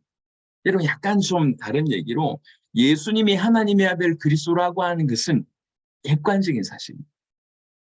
그 객관적이신 예수님을 나의 주인으로 모시는 것입니다. 이거는 주관적인 일입니다. 그래서 우리는 하나님의 아들 그리스도이신 예수님을 우리의 주인으로 모셔야 된다는 거예요. 이 예수님은 만유의 주가 되고 우리의 주가 됩니다. 고린도전서 8장 6절에 그러나 우리에게는 한 하나님 곧 아버지가 계시니 만물이 그에게서 났고 우리도 그를 위하여 있고 또한 한 주 예수 그리스도께서 계시니 만물이 그로 말미암고 우리도 그로 말미암아 있느니라. 고린도전서 12장 3절 후반절을 보니까 성령이 아니하고는 누구든지 예수를 주시라 할 수 없느니라. 빌립보 2장 11절에 모든 입으로 예수 그리스도를 출하시나요. 정말 우리가 그리스도이신 예수님을 주라고 시인하면 하나님 아버지께서 영광을 받으십니다. 갈라디아 6장 14절에 그러나 내게는 우리 주 예수 그리스도의 십자가 외에 결코 자랑할 것이 없나니. 우리는 이 의미를 하나하나 설명했습니다. 다 설명하고 나서 이제 우리는 우리 주 예수 그리스도를 믿습니다 라고 고백하는 겁니다. 이건 엄청난 사실은 얘기입니다. 자, 이 8강, 9강 사실 양이 굉장히 많은 양인데 조금 핵심적인 부분들 여러분들이 좀 사역을 하고 있기 때문에 좀 돌이켜보면서 이 부분을 다뤘습니다.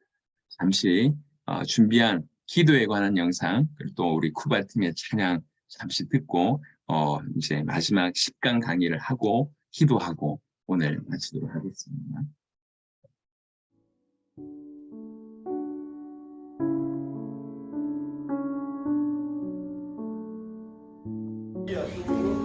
Pedir por esta nación que sea revelado el Evangelio. Amén.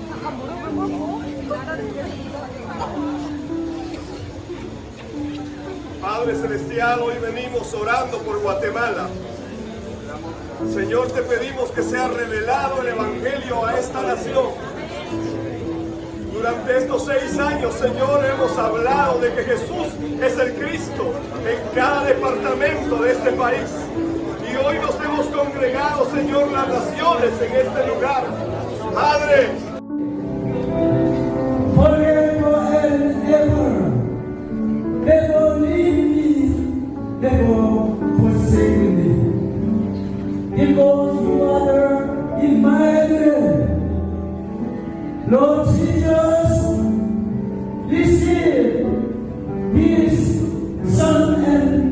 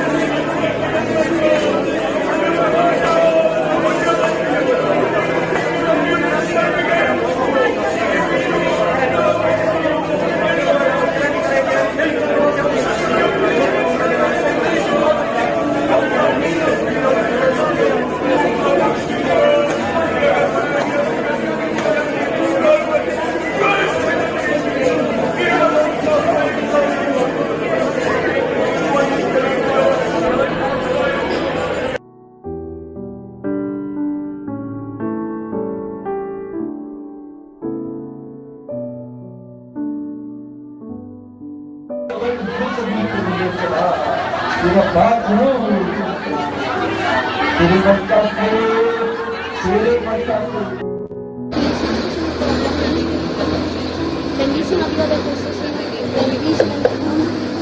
Todo se puede mandar como Él puede mandar el mamá como le mandaste.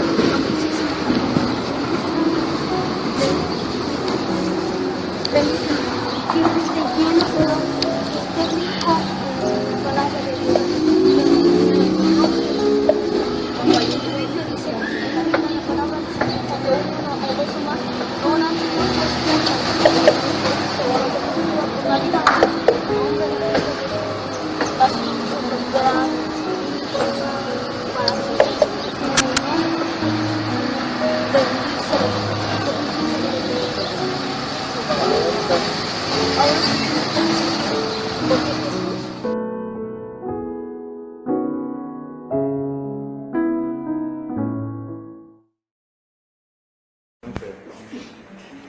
Dos y tres.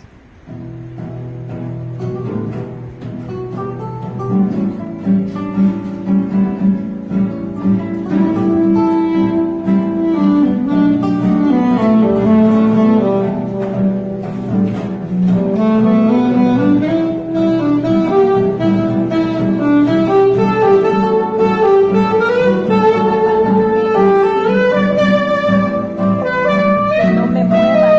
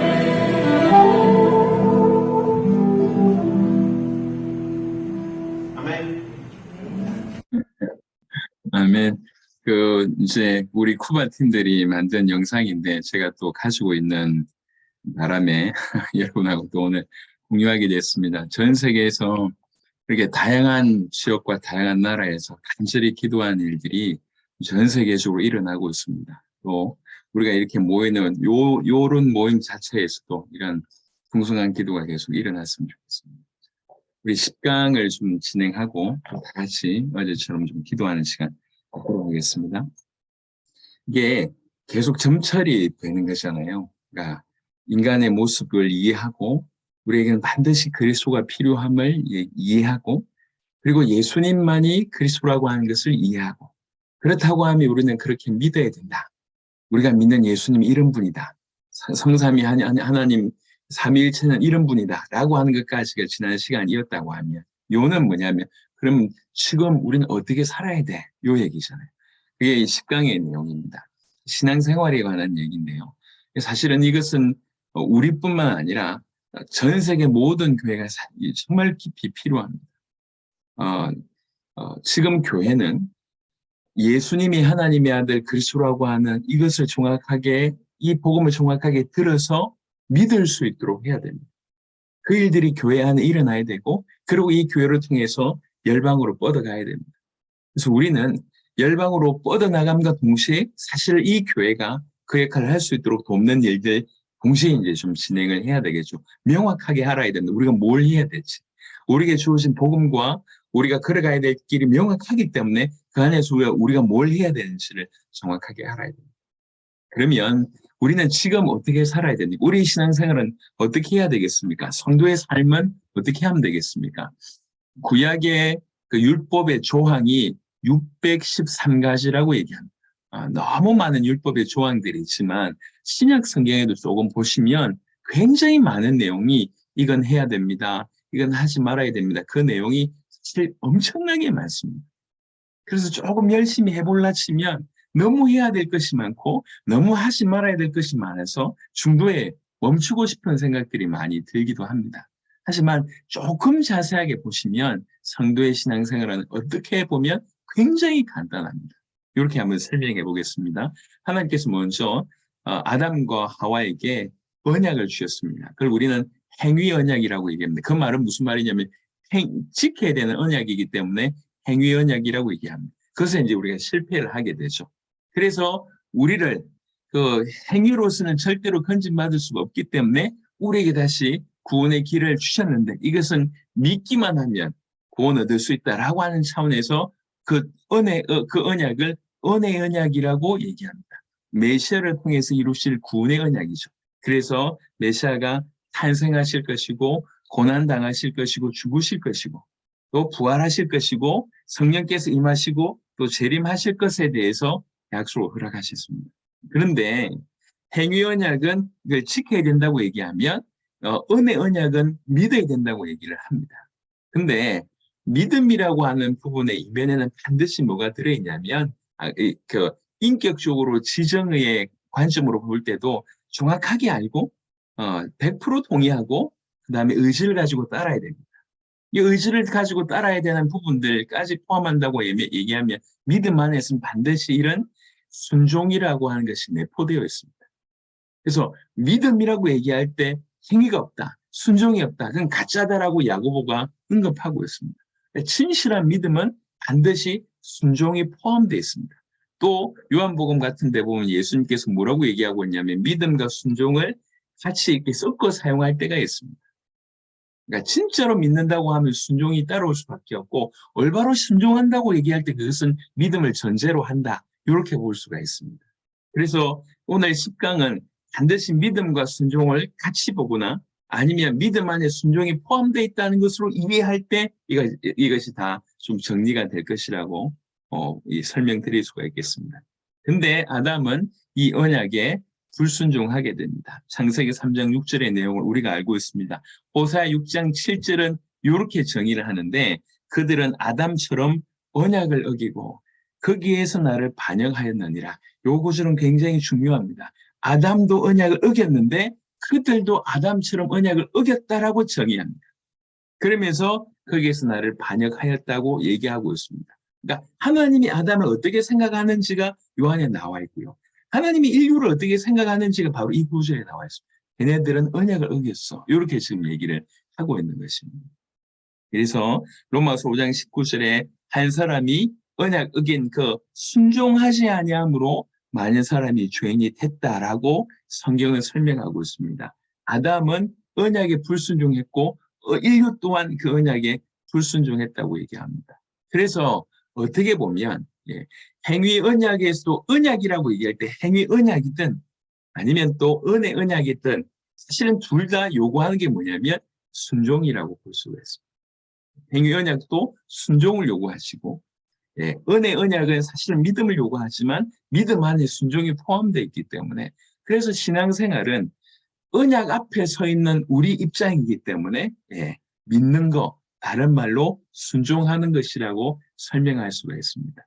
그래서 로마서 1장 5절에 사도 바울은 자기가 일평생 사도로서 무슨 일을 했는지를 이렇게 설명합니다. 그로 말미암아 우리가 은혜와 사도의 직분을 받아 그의 이름을 위하여 모든 이방인 중에서 믿어 순종하게 하나니. 이게 사도 바울은 자기의 직분을 통해서 뭘 해야 될지를 분명하게 알았습니다. 우리도 바로 이 일을 해야 됩니다. 우리가 먼저 믿어 순종해야 될 뿐만 아니라 모든 민족이 믿어 순종하도록 하는 일을 우리가 해야 된다는 거죠. 로마서 16장 26절에도 복음을 쭉 설명합니다. 신비에 이제는 나타나신 바 되었으며 영원하신 하나님의 명을 따라 선지자들의 글로 말미암아 모든 민족이 믿어 순종하게 하시려고 알게 하신 바 그 신비의 계시를 따라 된 것이니 이 복음으로 이렇게 되어 있습니다. 그러니까 모든 민족이 믿어 순종하게 하시려고 복음이 주어진 바 되었다라고 설명하고 있습니다. 그래서 복음에 대한 우리의 태도는 뭐냐면 믿는 겁니다. 근데 그 안에 내포된 게 뭐냐면 정말로 믿는다고 하면 순종이 따라간다는 거죠. 믿음 안에 순종이 포함되어 있고 믿음의 양면이라고 얘기할 수 있고 믿음과 같은 뜻이라고도 설명할 수가 있겠습니다. 여하튼 이 믿음 안에 순종 같이 들어가 있다고 볼 수가 있습니다. 믿어 순종하게 하나니.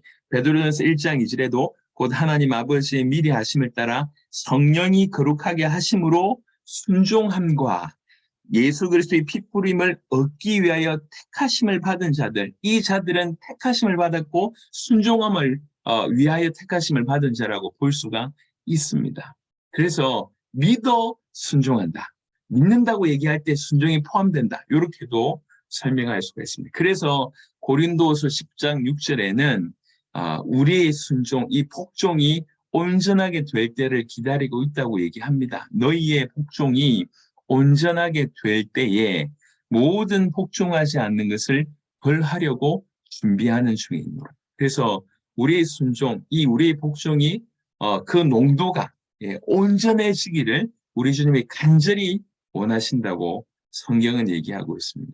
분명히 우리는 믿습니다. 근데 우리의 순종이 주님 보실 때 온전하지 않는, 이 퍼센테이지로 얘기할 때 아직 한참 더 이렇게 쌓아져 나가야 될 그런 모습이 우리의 모습이 아닙니까? 우리 주님은 우리의 순종이, 우리의 복종이 온전하게 될 때를 기다리고 있습니다. 그래서 이 구절에 근거해서 우리는 철저하게 우리의 복종이 온전하게 되기를, 다른 말로 진실로 믿어서 순종한 이것이 온전하게 되기를 늘 도전해야 됩니다. 그래서 해야 될 중요한 질문은 어떻게 하면 되는데요? 어떻게 순종하면 되는데요? 라고 하는 질문을 할 수밖에 없습니다. 근데 이 순종은 반드시 믿음 안에 있는 순종, 믿음 때문에 나오는 순종, 또 다른 말로 믿음이라고 하는 단어와 같은 의미로서 이 순종이라고 볼 수가 있습니다. 여러분, 그러면 믿는 바에 따라서 순종하는 거지 않습니까? 우리는 뭘 믿고 있습니까? 우리는 예수님이 하나님의 아들 그리스도라고 하는 그 복음을 믿고 있습니다. 그리고 그분이, 그 하나님이 우리와 영원토록 동행하고 있다고 하는 사실을 믿고 있습니다. 그리고 그 주님이 반드시 다시 오실 것이라고 믿고 있습니다. 우리가 이렇게 믿고 있지 않습니까? 요 믿음에 순종하는 것이라고 이해하면 좋겠습니다. 우리의 순종이 온전해야 되니까, 우리의 복종이 온전해야 되니까 이 순종은 택일이 아닙니다. 선택할 수 있는 상황이 아닙니다. 반드시 해야 됩니다. 그 순종이 온전해질 때까지. 그럼 어떻게 순종해야 됩니까? 라고 하는 질문은 그래서 중요합니다. 근데 이 순종이 믿음과 뗄 수 없으니까 우리가 뭘 믿느냐를 정확하게 정리하면 이 순종은 자연스럽게 따라온다고 생각합니다. 우리는 예수님을 그리스도라고 믿습니다. 우리는 복음을 믿습니다. 그리고 그 복음을 믿는 순간부터 하나님이 우리와 동행하신다, 함께 하신다고 하는 사실을 우리가 믿습니다. 그리고 반드시 주님이 다시 오신다고 우리는 믿습니다. 우리가 이 땅에서 가지고 있을 때 이 믿음은 이 믿음입니다. 이 믿음의 근거에서 우리는 순종하면 된다는 것입니다. 그래서 첫 번째 우리가 믿는 바, 우리는 예수님을 그리스도라고 믿습니다. 복음을 믿습니다. 그리고 그 복음에 우리는 순종하기를 원한다는 거죠. 그래서 예수님을 그리스도로 믿고 순종한다. 이 부분을 또 다른 의미로 표현할 수 있다고 하는 것은, 표현할 수 있다면 그것은 예수 그리스도를 따라간다. 이렇게 이해할 수 있을 것 같습니다. 그래서 예수님을 그리스도로 믿고 순종하는 것은, 예수님을 믿고 순종한다는 것은 예수님을 따라간다는 말로 이해할 수 있기 때문에, 그러면 이 말은 조금 더 해석해보면 어떻게 설명할 수 있냐. 마태복음 16장 24절에 이에 예수께서 제자들에게 이르시되 누구든지 나를 따라오려거든 자기를 부인하고 자기 십자가를 지고 나를 따를 것이니라. 나를 따른다는 것은 네가 나를 믿고 순종한다며. 그럼 그 말은 나를 따른다는 건데, 나를 따른다는 것은 사실은 이런 것이야 라고 정의를 해준 것입니다. 그 말은 자기를 부인한다는 것이고 자기 십자가를 진다는 뜻으로 이해한다는 것입니다. 그래서 정리하자면 우리는 어떻게 순종해야 됩니까? 이건 굉장히 중요한 질문입니다. 우리 주님이 이렇게 니네 순종이 언제쯤 온전해지지 이렇게 보고 있기 때문에, 그래서 우리가 순종하는 것은 굉장히 중요한 부분입니다. 그래서 이거를 아주 정확하게 순종해야 될 거 아닙니까? 이 순종은 믿음과 따로 뗄 수가 없다는 거죠. 우리가 믿는 믿음에 따르는 순종이니까. 우리가 뭘 믿습니까? 우리는 예수님을 그리스도라고 믿습니다. 그리고 그분이 우리와 함께 하신다고 하는 것을 믿습니다. 그리고 그분이 다시 오신다고 하는 것을 믿습니다. 우리의 믿음에 있어서 사실은 같은 믿음이지만 조금 더 구분해서 본다고 하면, 시간별로 아니면 내용별로 구분해서 본다면 이렇게 정의할 수 있습니다. 그러니까 그 믿음에 순종이 따라갑니다. 예수님을 우리가 믿고 순종합니다. 예수님을 믿고 순종하는 사도들처럼 우리도 예수님을 믿고 순종합니다. 그렇지 않은 예수님을 믿고 순종한다는 얘기는 예수님을 따라간다라고 이해할 수 있습니다. 예수님을 따라간다는 건 뭡니까? 자기를 부인한다는 겁니다. 자기의 십자가를 지는 거라고 예수님이 우리에게 알려주셨습니다. 그래서 예수님을 믿고 순종하는 것은 다른 말로 자기를 부인하는 그런 삶을 산다는 것입니다. 여러분, 자기를 부인한다는 것은 고린도후서 5장 15절에 보시면, 고린도후서 5장 15절에 그가 모든 사람을 대신하여 죽으심은 살아있는 자들로 하여금 다시는 그들 자신을 위하여 살지 않고 오직 그들을 대신하여 죽었다가 다시 살아나신 이를 위하여 살게 하려 함이라. 믿지 않는 불신자는 자기 인생의 주인이 자기라고 생각합니다. 사실은 사단에게 이미 잡혀있지만 불구하고 자기 인생의 주인을 자기라고 생각합니다. 하지만 예수님을 믿을 때 우리는 뭐라고 고백합니까? 그 예수님, 하나님의 아들이신 그리스도이신 그 예수님을 나의 주인으로 모시잖아요. 나의 주인. 그 예수님이 우리의 주인 됐을 때부터 우리는 더 이상 내 인생의 주인이 아닙니다. 그가 주인입니다. 그가 모든 것에 주권을 가지고 계세요. 그가 우리 인생의 주인이십니다. 그가 모든 것을 책임지십니다. 더 이상 우리가 우리 인생 때문에 고민할 필요가 없는 거예요. 오히려 우리는 그 주님을 어떻게 기쁘시게 할까? 어떻게 주를 위해서 살까? 이게 정상적인 모습이라고 하는 것이죠. 또 다른 표현으로 로마서 6장 6절에 우리가 알거니와 우리의 옛사람이 예수와 함께 십자가에 못 박힌 것은 죄의 몸이 죽어 다시는 우리가 죄에게 종로로 다시 아니하려 함이니. 우리는 이미 죽은 자입니다. 갈라디아 5장 24절에 그리스도 예수의 사람들은 육체와 함께 그 정욕과 탐심을 십자가에 못 박았느니라. 탐심과 정욕까지 십자가에 못 박힌 자입니다.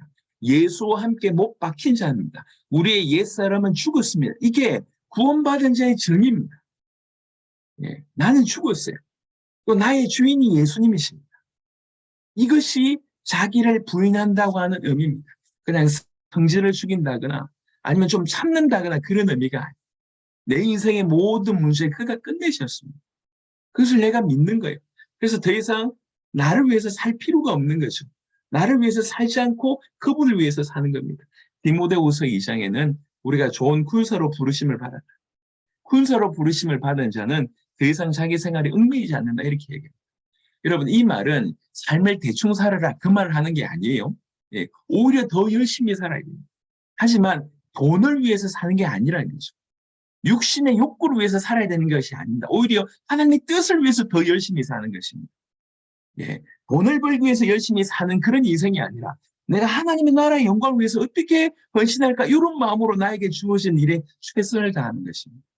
똑같은 열심히로 보일지 모르겠지만 완전히 차원 다른 얘기예요. 그래서 자기를 부인하는 것이 예수님을 그리스도라고 믿고 순종하는 모습입니다. 또 자기 십자가를 지는 것입니다. 여러분 십자가는 그냥 고난당한다는 의미로만 해석하면 너무 슬픈 일입니다. 예수님의 십자가는 영혼 구원을 위한 우리의 모든 죄값, 우리의 모든 이 죽음 가운데서 우리를 건져내기 위한 대속의 죽음이었지 않습니까? 예, 영혼 구원과 무관한 십자가는 십자가가 아닙니다. 예, 자기 십자가를 진다는 얘기는 내 몫이 그 영혼 구원에 대한 세계복음을 위한 내 몫이 있다는 얘기고 그걸 위한 고난 그리고 또 십자가를 통해서 뭘 보게 됩니까? 영광을 보게 되지 않습니까? 그 고난과 영광의 십자가라고 볼 수가 있습니다. 그래서 자기 십자가는 자기의 몫이 있다는 얘기입니다. 여러분 전 세계를 위하여 전 세계 복음을 위하여 또 영혼 구원을 위하여 하나님께서 우리의 몫을 허락하셨습니다. 그게 우리가 져야 될 자기 십자가입니다. 그걸 위하여 고난도 감수하는 것입니다. 마침내 이 고난 끝에는 놀라운 영광이 있는 것입니다.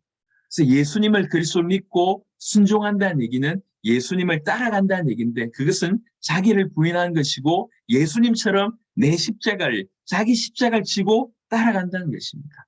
예수 그리스도를 따라가는 자입니다. 마태복음 4장 19절에 말씀하시되 내가 나를 따라오라 내가 너희를 사람 낚는 어부가 되게 하리라 하시니 요한복음 8장 12절에 예수께서 말씀하여 이르시되 나는 세상의 빛이니 나를 믿는 자는 어둠에 다니지 아니하고 생명의 빛을 얻으리라. 우리는 예수님을 그리스도라고 믿습니다. 믿는다고 얘기할 때 여기는 뭐가 포함되어 있냐면 순종이 포함되어 있습니다. 정말 예수님을 믿고 순종한다는 것. 그 말은 다른 말로 예수님처럼 예수님을 따라간다는 겁니다. 어떻게 하면 됩니까? 자기를 부인하고 자기 십자가를 지고 따라가는 거예요. 이게 예수님을 믿는 자, 그래서 순종하는 자의 모습입니다. 사도들처럼. 이게 지금 저와 여러분들에게 이 순종이, 복종이 온전하게 되는 굉장히 중요한 모습입니다. 두 번째는 우리는 뭘 믿습니까? 예수님을 그리스도로 믿는 순간 하나님이 우리와 함께 하신다고 믿는 것입니다. 하나님이 함께 하신다. 그걸 믿습니다. 그 함께 하신 하나님께 우리는 순종하는 겁니다. 그렇게 믿기 때문에. 그래서 그걸 임마누엘이라고 얘기합니다. 요한복음 14장 16절 17절에 특별히 후반절에 보니까 그는 그 성령은 너희와 함께 거하시며 또 너희 속에 계시겠습니다. 예, 우리와 함께 계시고 우리 속에 계십니다. 우리와 함께 산다고 하는 그 성령께 우리가 순종하는 겁니다. 그뿐만 아니라 로마서 14장 8절에 우리와 함께 계신 그분에게 우리는 어떤 신앙을 가지고 있어야 되냐면 그냥 같이 계시지 이 얘기가 아닙니다. 우리가 주님을 주인으로 모셨기 때문에 우리가 살아도 주를 위하여 살고 죽어도 주를 위하여 죽나니 그러므로 사나 죽으나 우리는 주의 것이로다. 고린도전서 10장 31절에 그런즉 너희가 먹든지 마시든지 무엇을 하든지 다 하나님의 영광을 위하여 하라. 하나님이 나와 함께 계심을 내가 믿는다라고 하는 표현은 나와 함께 계시는 그 하나님께 내가 순종한다라고 하는 그런 의미입니다. 이 말은 무슨 말이냐면 그냥 그분이 나와 함께 계시니까 좋아 이 얘기가 아닙니다. 나의 주님이시기 때문에 내가 주를 위해서 살아가고 내가 심지어 죽는다고 하더라도 내가 주님을 위한다. 내 인생을 통해서 하나님 영광 받으시기를 원한다. 이게 나와 함께 계신 주님을 믿는 다른 말로 그 순종하는 모습이라고 할 수가 있습니다. 갈라디아 5장 16절에는 내가 이르노니 너희는 성령을 따라 행하라. 그리하면 육체의 욕심을 이루지 아니하나니. 여러분 나와 함께 계신 하나님, 그 성령을 믿는다는 얘기는 그 성령께 순종한다는 얘기입니다. 그 말은 성령을 따라 시키시는 대로 행한다라고 이해할 수가 있습니다. 우리의 복종이 온전해져야 됩니다. 우리가 믿는 바대로 우리는 복종해야 되고 순종해야 됩니다. 우리는 예수님을 그리스도로 믿습니다. 그래서 그 부분에 우리가 순종해야 됩니다. 그리고 하나님이 우리와 동행하시다고 믿습니다. 그래서 그 부분에 우리가 순종하는 겁니다. 그 순종의 의미는 성경의 여러 구절을 통해서 이렇게 설명할 수가 있습니다. 또 우리가 믿는 바는 뭐냐면 그 주님이 다시 오신다고 믿습니다. 다시 오신다고 믿기 때문에 그 믿음에 우리는 순종해야 됩니다. 어떻게 순종하면 됩니까? 마태복음 16장 28절에 진실로 너에게 이르노니 여기 서 있는 사람 중에 죽기 전에 인자가 그 왕권을 가지고 오는 것을 볼 자들도 있느니라. 그러니 마태복음 24장 14절에 이 천국 복음이 모든 민족에게 증언되기 위하여 온 세상에 전파되리니 그제야 끝이 오리라. 언제 이 주님의 다시 오심을 진실로 믿는 자는 뭘 위해서 살 수밖에 없습니까? 결국 모든 민족에게 복음이 증언되어야 되기 때문에 이 일을 위해서 정말 순종한다면 이 일을 위해서 살아갈 수밖에 없다고 얘기를 할 수 있습니다. 여러분, 믿는 자의 삶은 구원받은 성도의 삶은 믿음의 삶입니다. 믿는 것이 유일한 것입니다. 근데 이 믿음 안에 뭐가 포함되어 있냐면 순종이 포함되어 있습니다. 순종은 믿음의 또 다른 언어입니다. 그래서 우리가 믿는 바대로 순종하는 거예요. 그게 성도의 삶입니다. 우리가 뭘 믿습니까? 우리는 복음을 믿습니다. 또 뭘 믿습니까? 복음을 믿은 우리에게 하나님 함께 계시다고 믿습니다. 또 뭘 믿습니까? 예수님이 틀림없이 다시 오신다고 믿습니다. 이 일에 우리가 순종하는 거예요. 예수님을 믿기 때문에 순종합니다. 그 말은 예수님을 따라간다라고 이해할 수 있습니다. 또 하나님이 우리와 함께 계신다고 하는 것을 내가 믿습니다. 그분은 그냥 구경꾼으로 계시는 게 아니에요. 우리 주인으로 계십니다. 성령이 우리와 함께 계십니다. 그래서 당연히 주를 위해서 살고 하나님의 영광을 위해서 살고 성령을 따라 행할 수밖에 없는 겁니다. 반드시 그분은 다시 오신다고 믿습니다. 그 부분에 우리가 순종하는 것입니다. 다시 오시기 때문에 다시 오실 길을 준비하는 거예요. 이 복음으로 전 열방을 살리는 그 일에 우리가 순종하는 것입니다. 이 순종이, 이 복종이 온전해지기를 우리 주님이 기다리고 계십니다. 우리가 열심히 해왔지만 각각의 순종이 더 온전해지는 저와 여러분 되었으면 좋겠습니다. 여러분의 헌신으로 말미암아 여러분의 나라들이 살아나고 있음을 알고 있습니다. 하지만 멈추지 마세요. 누굴 위해서 하는 것이 아닙니다. 우리가 주님 앞에 하는 것이 않습니다. 제가 이렇게 여러분에게 말씀을 전하는 거, 여러분들이 피곤하지만 지금 이 시간에 들어와 있는 그 모든 일들이 주와 복음을 위해서 주님을 믿기 때문이지 않습니까? 근데 더 중요한 것은 이 순종이 더욱 온전해지기를 우리 주님이 원하고 계십니다. 각각이 이 온전함이 이르기까지 자라나는 저와 여러분 되시기를 바랍니다. 이렇게 사는 자를 성경에는 그리스도인이라고 얘기합니다. 그리스도에게 속한 자다. 그리스도를 닮은 자다. 저분을 보니까 그리스도가 어떤 분인지 알겠다. 그런 존재가 그리스도인입니다. 저와 여러분들이 비로소 이런 그리스도인으로 살아가게 되기를 그리스도 예수의 이름으로 축원합니다. 그래서 여러분들 통해서 머지않아 세계복음화가 속히 앞당겨지는 그런 은혜 있기를 그리스도 예수의 이름으로 이 시간에 같이 한번 기도하면 좋겠습니다. 정말로 요 말씀 그대로 주님 예수 그리스도를 믿는 그 믿음, 성경에서 말하는 그 믿음이 우리에게 있게 하옵소서. 그리고 그 믿는 자의 삶을 우리가 진실로 살아가게 하옵소서. 일단 우리를 위해서 이렇게 기도하면 좋겠고요. 두 번째는 오늘 좀 영상을 보셨는데요. 실제로 우리가 올바로 신앙생활을 하고 이 복음을 전 열방에 전하기 위해서는 참된 기도가 필요합니다. 주님 우리에게도 전 세계 제자에게도 전 세계 교회에도 참된 기도를 허락하여 주옵소서. 기도하는 교회들 되게 하시고 기도하는 제자들 되게 해달라고 이게 두 번째 기도 제목입니다. 또 세 번째 기도는 오늘 주신 말씀처럼 말씀에도 언급되어 있지만 결국 우리가 해야 될 게 뭐냐면 전 세계 이 복음을 전해서 그들로 하여금 이것을 믿어서 순종하게 해야 됩니다. 예수님을 그리스도라고 정확하게 전해서 예수님을 그리스도로 진실로 믿고 순종하는 일들이 전 열방의 교회들에게 일어나고 그들을 통해서 전 열방의 복음 전해질 수 있도록 이 세 번째 기도 제목 마지막으로는 우리가 대륙을 위해서 기도하면 좋겠습니다. 지금 라틴 아메리카나 북미 아메리카나 그리고 아시아나 아프리카에는 그래도 아주 이 복음이 이제 이 복음의 증언이 많이 일어나고 있습니다. 이 대륙에서는 굉장히 복음의 폭발적인 확산이 있게 해달라고 기도하되, 또 반대로 아직 좀 많이 약한 대륙이 유럽이고 가장 약한 대륙이 오세아니아입니다. 주님 저 대륙을 불쌍하게 여기시고 복음이 깊이 저 대륙 가운데 스며들 수 있도록, 그래서 전 열방이 예수님을 그리스도로 알고 믿고 순종할 수 있도록 하나님 역사하여 주시옵소서. 그 외에 오늘 여러분에게 주시는 메시지가 있다면 요거 붙들고 우리 전 세계에서 함께 한 5분 정도 우리 친절하게 전 세계를 위해서 이 시간 기도하면 좋겠습니다. 한 5분 정도 다 같이 이 시간 기도하도록 하겠습니다. 살아계신 주님 감사를 드립니다. 전 세계에 함께 기도하시고 하나님 이 시간 살아가시는 감사를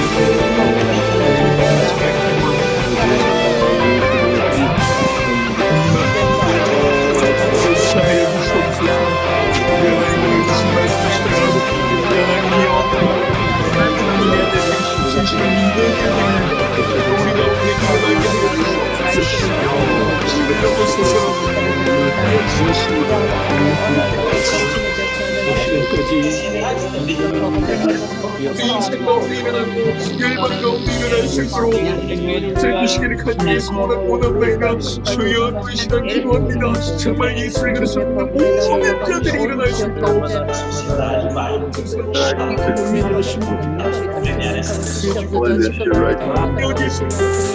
역사에 주시옵소서. 하나님의 진실로 그리스도로 믿고 주시고 수용할 줄 알고 하나님 역사에 주시기를 간절히 소원하고 나옵니다. 하나님 기도합니다.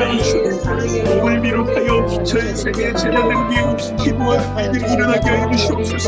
기도하는 교회가 되게 하시고 하나님 성도가 되게 하시고 기도하는 성도들이 되게 하시고 기도하는 아버지 제자들이 되시고 역사에 주시옵소서.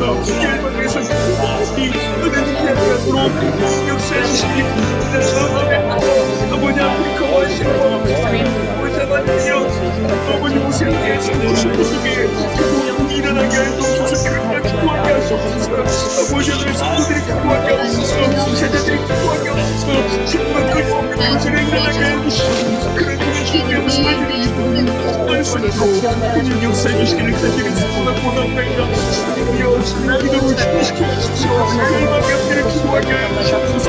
주님의 기도하는 일들이 모든 열방 가운데 일어나도록 주옵소서.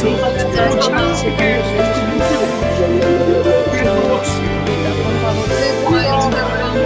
수많은 일들이 주의 일어나도록 역사해 주시기를 바랍니다. 나서 이들의 아버지의 열망이 아버지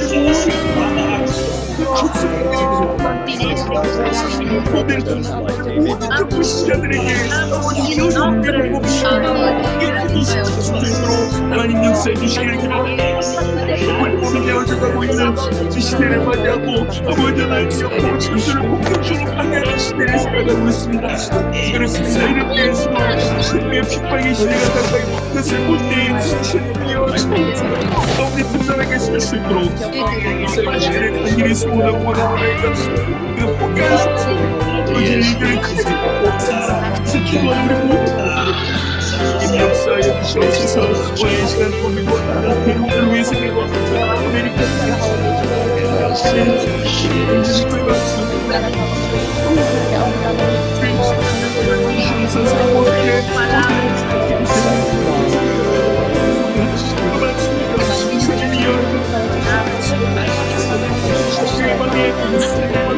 아버지 복음의 시대 시작 땅을 읽고 핍박받고 박해받았습니다. 나라가 존재하지만 하나님을 기뻐하고 주님 아시아에 그 하나님들을 계속으로 힘내시고 제니 복음의 하나님이여 전쟁때 드디어 능력하시며 아버지를 믿고 오세아니아에 기억하여 주시옵소서. 무릎 꿇게 하여 주시옵소서. 세상에 들어가게 없으시고 만나기까지 만나는 소리를 이유와 기억하고 역사해 주시기를 바랍니다. 보다 그 복음이라니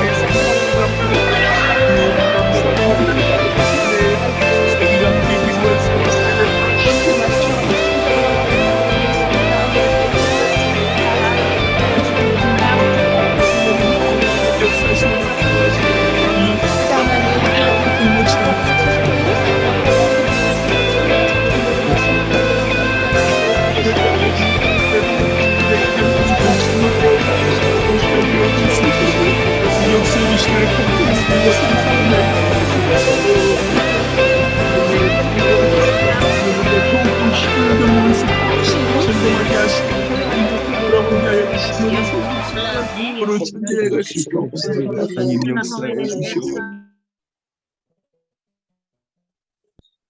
우리 주 예수 그리스도의 이름으로.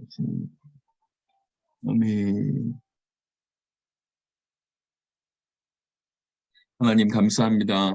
오늘 말씀을 전하고 기도하는 시간들을 갖게 하심을 감사합니다. 전 세계에서 하나 되어서 우리 주님께 기도하였습니다. 주님, 아침내 우리를 통해서 전 세계가 예수님을 그리스도라고 정확하게 알고 믿고 또 순종할 수 있는 그런 때가 속히 올 수 있도록, 뭐 이런 교회들을 통해서 열방의 복음이 모든 민족에게 복음이 전해질 수 있도록 축복하시고, 이 일에 여기 엎드려 있는 모든 주의 백성들을 귀하게 사용하여 주옵소서.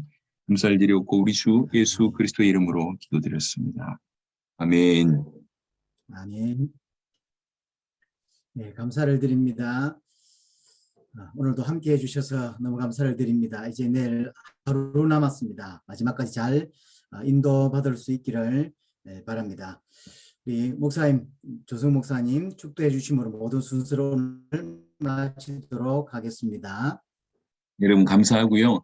내일은 이제 전도에 관한 얘기, 그리고 주님의 다시 오심에 관한 특별히 이제 두 가지 강의 가지고 여러분들도 만나기를 원합니다. 여러분들이 이제 저는 여러분들 대상으로 또 이런 시간을 가졌다고 하면 이제 여러분들이 여러분의 나라에 또 모든 민족을 향해서 거침없이 이 복음을 전하고 여러분들 통해서 수많은 영혼들이 믿고 순종하고 주님께 영광 돌리는 그런 일이 있기를 정말 그리스도 예수 이름을 축원합니다.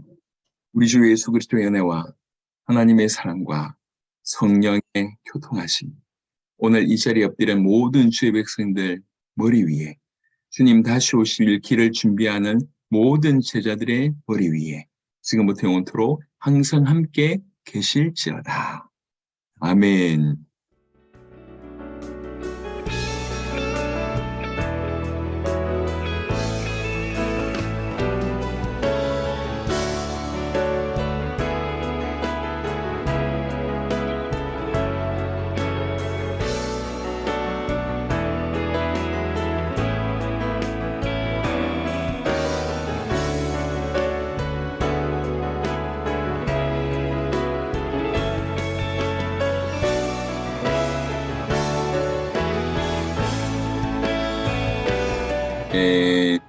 아멘. 다들 귀한 시간 내주셔서 감사합니다. 우리 다 마이크 여시고 마라나타 인사하시면서 오늘 순서 마무리하도록 하겠습니다.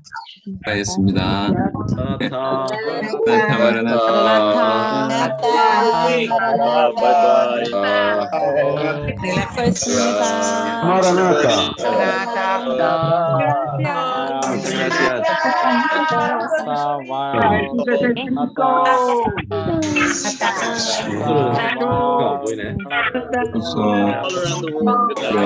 들어왔네. 우리 감사합니다.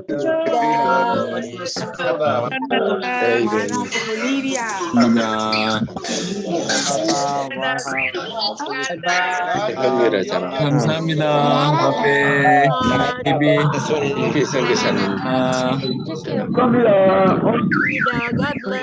일단 들어왔네. 엘다. 감사합니다. 감사합니다.